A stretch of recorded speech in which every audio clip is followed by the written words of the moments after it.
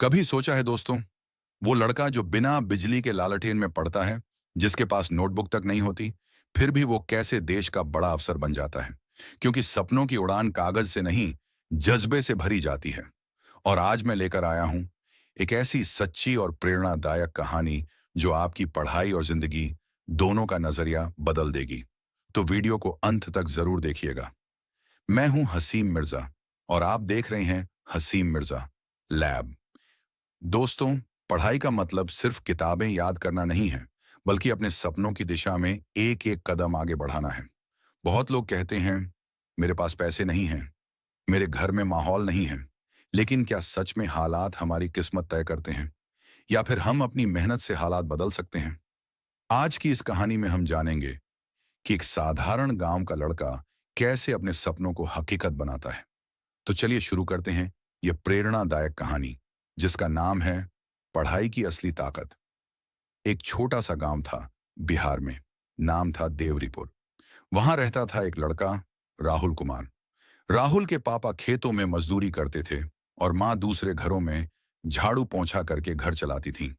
घर में गरीबी इतनी थी कि कभी कभी 2 वक्त का खाना भी मुश्किल हो जाता था।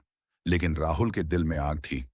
वो कहता था, एक दिन मैं अफसर बनूंगा और माँ पापा को वो जिंदगी दूंगा जो उन्होंने सिर्फ सपनों में देखी है। हर दिन वो सुबह 4 बजे उठता, अपने छोटे से कमरे में लालटेन की मंद रोशनी में किताब खोलता और पढ़ाई में डूब जाता था।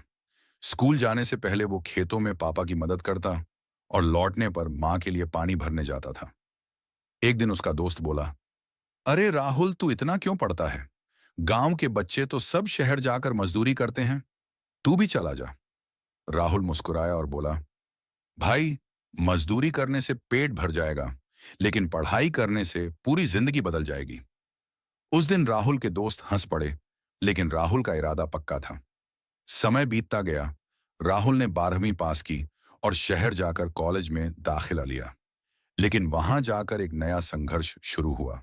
रहने की जगह नहीं थी, खाने के पैसे नहीं थे। कई बार उसे सिर्फ चाय और बिस्किट खाकर दिन निकालना पड़ता। लेकिन उसने पढ़ाई नहीं छोड़ी। रात को जब हॉस्टल के बच्चे सो जाते, राहुल अकेला बैठकर किताबें पढ़ता। एक दिन परीक्षा में वो फेल हो गया। सबने कहा, अब तो तू खत्म हो गया। लेकिन राहुल बोला, फेल होना मेरा अंत नहीं, ये तो मेरा अगला स्टार्ट है। राहुल ने अपनी गलतियों से सीखा, समय का सही इस्तेमाल करना शुरू किया। हर दिन 8 से 10 घंटे पढ़ाई करने लगा। धीरे धीरे उसका कॉन्फिडेंस वापस आया। 3 साल बाद उसने यूपीएससी का एग्जाम दिया। पहले अटेम्प्ट में फेल हुआ, दूसरे में फिर से फेल हुआ, लेकिन तीसरे अटेम्प्ट में उसने ऑल इंडिया रैंक 68 हासिल की। पूरा गांव तालियां बजा रहा था। टीवी चैनलों पर उसका इंटरव्यू आ रहा था। और जो लोग कभी कहते थे, तू कुछ नहीं कर पाएगा, वो अब कह रहे थे, हमारे गांव का बेटा आईएएस बन गया। जब राहुल अपने गांव लौटा, उसने सबसे पहले अपनी माँ के पैर छुए और कहा, माँ, ये सब आपकी वजह से हुआ है। माँ की आंखों में आंसू थे। उन्होंने कहा, बेटा, हमें तो बस इतना गर्व है कि तूने अपने सपनों से कभी हार नहीं मानी। राहुल ने जवाब दिया, माँ, मैंने सीखा है कि पढ़ाई सिर्फ किताबों का खेल नहीं है, ये तो अपनी तकदीर को फिर से लिखने की ताकत है। दोस्तों, इस कहानी से हमें यह सीख मिलती है कि हालात कितने भी कठिन क्यों ना हों, अगर दिल में लगन और इरादा मजबूत हो, तो कोई ताकत आपको रोक नहीं सकती।